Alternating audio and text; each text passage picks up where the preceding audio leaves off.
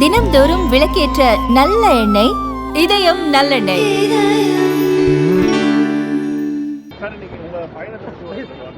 அதான் இப்போ துபாய் போயிட்டுருக்கேன் ஒரு அவார்டுக்காக. நாங்கள் எடுத்த ராஜ்கமல் எடுத்த அமரனுக்கு நிறைய அவார்டு கிடச்சிருக்கு. எனக்கும் ஒரு தெலுங்கு படத்தில் நடித்ததுக்கு ஒரு அவார்டு கிடச்சிருக்கு. அதை வாங்கிட்டு திருப்பி டெல்லிக்கு போக வேண்டியிருக்கோம் துணை பிரதமர் எலெக்ஷன்.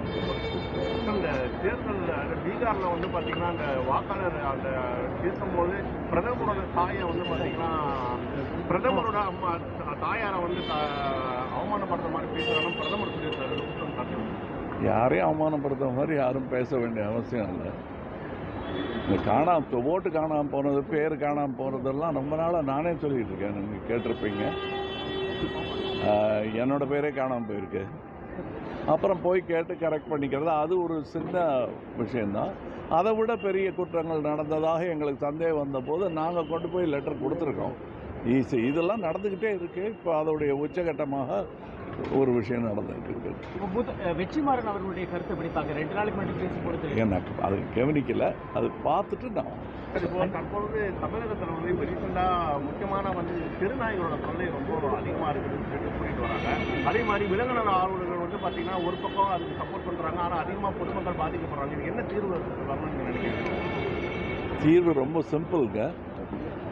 அதை விஷயம் தெரிஞ்சவங்க, உலக சரித்திரம் தெரிஞ்சவங்க, சமூக சுகாதாரம் என்னன்னு தெரிஞ்சவங்க, கழுதை எங்கே காணான்னு யாராவது கவலைப்படுறாங்களா? கழுதைகள்லாம் காணாமல் போச்சு. நமக்காக எவ்வளோ பொதி சுமந்துருக்கு. இப்போ பார்க்குறதே இல்லையே கழுதை யாராவது காப்பாற்றணும்னு பேசுகிறாங்களா? எல்லா உயிர்களையும் காப்பாற்றணும், எவ்வளோ முடியுமோ காப்பாற்றணும். அவ்வளோதான் என்னுடைய கருத்து. முதல்வருடைய வெளிநாட்டு பயணத்தை எப்படி 3000 கோடிக்கு மேலாக முதலீடு ஈர்க்கப்பட்டிருக்கிறது. பாஜக வந்து அதை விமர்சனம் பண்ணுறாங்க. டூரிசம் மாதிரி சார் ஒருத்தர் நல்லது செய்யும்போது எந்த கட்சின்னு நான் பார்க்கறது கிடையாது. நாட்டுக்கு நல்லது நடக்குதுன்னா அது எதிர்கட்சியாக இருந்தாலும் அதை ஏற்றுக்கொள்ள வேண்டியது தான்.